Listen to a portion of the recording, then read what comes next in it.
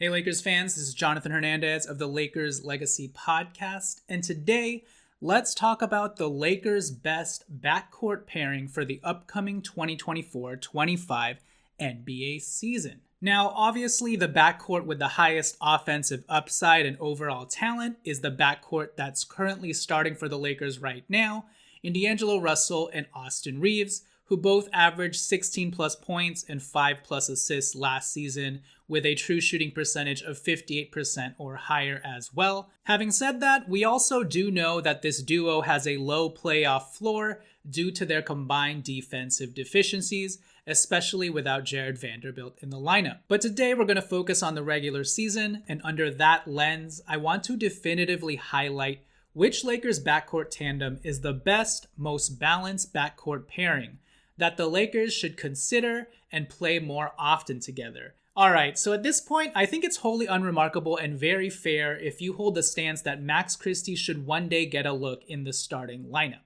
In that scenario, whose spot is Max Christie taking?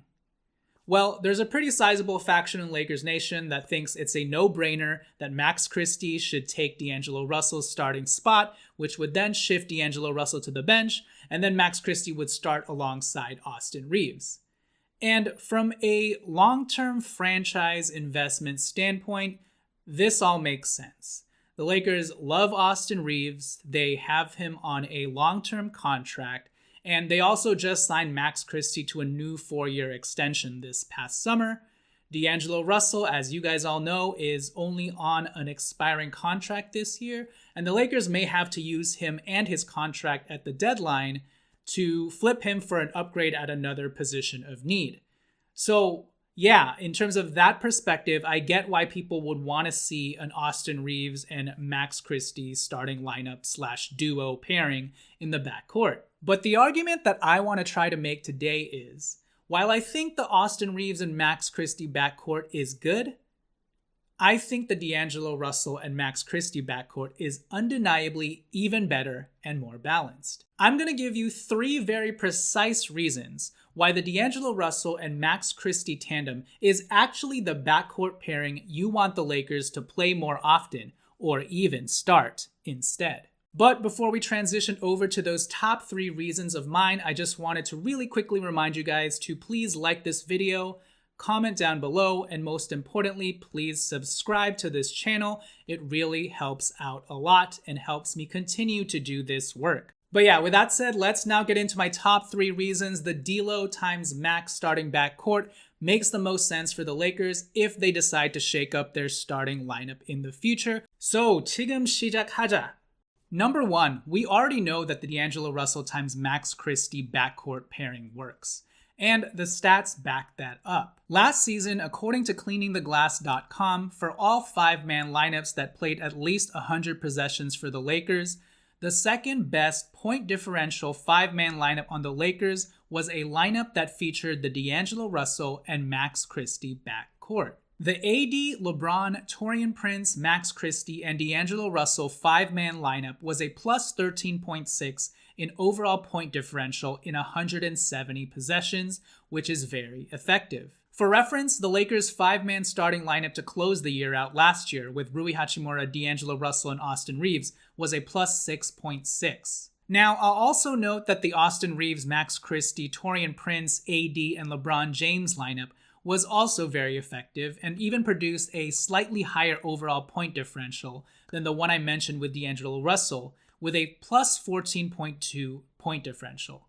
But that 5-man group only played 79 possessions together, so maybe that number drops with an even larger sample size. But if we take a closer look at all 5-man lineups that featured the Max Christie and D'Angelo Russell backcourt versus all 5-man lineups that feature the Max Christie and AR backcourt, and look at their aggregate cumulative point differential, here's what we get. The Austin Reaves and Max Christie backcourt through 610 possessions last year had an overall minus 4.2 differential, whereas the D'Angelo Russell and Max Christie backcourt through 632 possessions, that tandem had an overall plus 1.7 point differential. That is a 5.9 point difference between how the DLO and Max backcourt fared versus how the AR and Max backcourt fared. So to put it simply, if you're looking deeply into the stats and lineup data, DLO and Max Christie better. But the game tape and eye test actually bear these stats out as well. So let's move on to my number 2 reason. Number 2, D'Angelo Russell and Max Christie already have very good on-court synergy with one another. And that all stems from the fact that D'Angelo Russell is the better playmaker, point guard, floor general, and ball handler between him and Austin Reaves. While we already know that inserting Max Christie into the starting lineup will help elevate the defensive floor of the backcourt, when it comes to actually trying to elevate Max Christie's offensive game and help him out on that end, it is undeniable that D'Angelo Russell and Max Christie already have an innate on-court chemistry with one another. And that's mainly because D'Angelo Russell is a real point guard and one who has better playmaking, timing, and creative vision than Austin Reaves does. Because D'Angelo Russell knows exactly how to get Max Christie the ball in the spots that he likes best. In fact, last season, guess which Laker recorded the most assists to Max Christie? You guessed it, it was D'Angelo Russell. According to pivotfade.com, D'Angelo Russell was the number 1 assister to Max Christie last year, recording a total of 25 assists. Max Christie had a total of 103 field goals last year.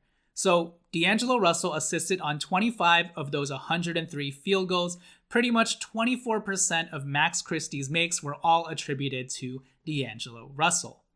Now, the next highest assist men to Max Christie were LeBron James and Austin Reaves, who both had 13 assists that went directly to Max Christie. So if you're trying to get the most out of Max Christie, not only from the defensive end of the floor, but the offensive end as well, you want D'Angelo Russell next to him, feeding him for easy buckets. Because the two of them really seem to have their basketball route trees down pat, especially their patented backdoor cut play where Max Christie sprints to the basket and D'Angelo Russell either lobs him a laser pass over the defender's head or hits him with a crisp bounce pass for the easy Max Christie jam. On top of that, we also just know that between Austin Reaves and D'Angelo Russell, D'Lo is the savvier ball handler and he knows how to navigate the floor with a craftiness and smarts that allows him to find Max Christie for wide open perimeter shots as well. And for someone like Max Christie, who still needs a lot of work when it comes to his ball handling, primary creation, and passing, you want someone like D'Angelo Russell next to him who can steady him and make life simple for him. Putting Max Christie next to Austin Reaves, who can sometimes be quite wild and loose with his own dribble, would potentially exacerbate the Lakers' ball security and turnover issues. And you'll likely see both players, Max and Austin, fumbling the ball to one another, and it probably will get quite chaotic. When I think what you really need next to Max Christie is that point guard stability that D'Angelo Russell provides. For my final and last reason, number 3, playstyle chemistry and who fits better off of the bench. Contrary to popular belief, I think it's Austin Reaves who's better suited to be the 6th man off the bench than D'Angelo Russell. And it has nothing to do about D'Angelo Russell pouting off the bench, because last year, we literally saw this same scenario play out at the beginning of the season when Austin Reaves was struggling and Darvin Ham benched him for Cam Reddish. Now, overall, I would probably say that was the wrong move, but in the vacuum of what the Lakers needed during that time span, after Austin Reaves was benched for Cam Reddish, the Lakers would go 11-2 in the next 13 games that Cam Reddish started, and during that same time span, Austin Reaves actually found his offensive groove off the bench. For some reason, there's this weird misconception about D'Angelo Russell that if he were to move to the bench, he can finally be the Lou Williams he always wanted to be, and he can just be that pure bucket scorer who can do whatever he wants to do.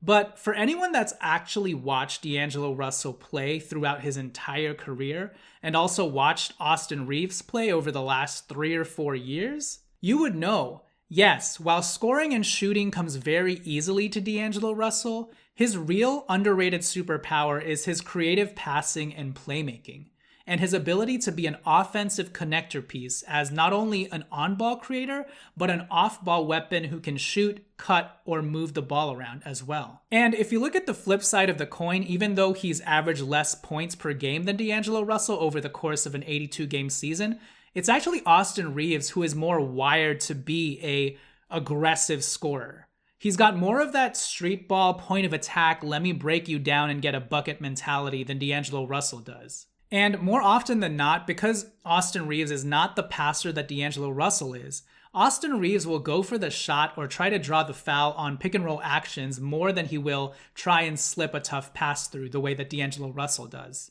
And it's for those reasons that I think Austin Reaves actually fits better off of the bench as that microwave scorer who can help change the pace of the game than D'Angelo Russell does, because the starters need more of D'Angelo Russell's playmaking and shooting. It's also quite ironic to me that one of Austin's most popular comps throughout his early NBA career has been Manu Ginobili. And I agree. But if we're going off of that premise, guess what Manu Ginobili was most famous for? That's right, playing off of the bench as the sixth man. So yeah, here's how I describe the differences between D'Angelo Russell and Austin Reaves, even though both of them are skill guards. D'Angelo Russell is a playmaker who can score and shoot, while Austin Reaves is a bucket who can sometimes pass and sometimes shoot, and the percentages bear that out. And Austin Reaves, more so than D'Angelo Russell, actually needs the ball in his hands to be effective, especially since he's been a better pull-up three-point shooter than he has been a catch-and-shoot three-point shooter in his career. And when you're looking at starting lineup synergy, if you have Austin Reaves, a combo guard, next to Max Christie, a non-ball handling guard, you're just putting more ball handling pressure and onus on LeBron James once again in his year 40 season. And early on in the season, I think that's just not necessary. And when you look at the starting lineup as a whole, D'Angelo Russell is the more malleable and versatile offensive player who helps glue a starting lineup featuring AD, LeBron, Rui, and Max together, because he can find easy buckets for not only guys like Rui and Max, who will be relegated to being more off-ball cutters and catch-and-shoot guys, but he can also find easy buckets for Anthony Davis. And from my perspective, I think it's much more important to get AD off to good starts to begin games than it is to get LeBron James going, because we know LeBron can get his whenever he wants to. So because of that, and because of D'Angelo Russell's Rondo-like chemistry with AD, I think D'Angelo Russell should remain as the starting point guard next to AD, LeBron, Rui/Vando, and Max Christie in this hypothetical scenario.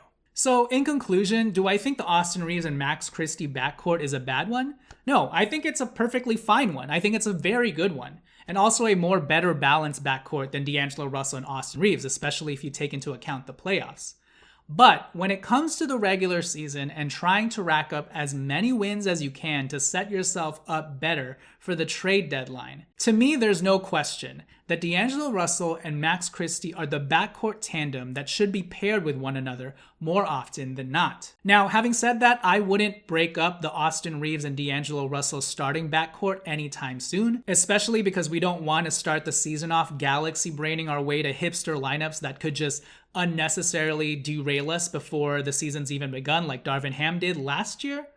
But I will say, if the Lakers do get off to a slow start with this current starting five and things just aren't clicking for whatever reason, one of the first changes that I would consider making would be to start Max Christie for Austin Reaves. Because again, I think D'Lo and Max Christie fill in the gaps for each other's games and deficiencies a lot better than Austin Reaves and Max Christie do.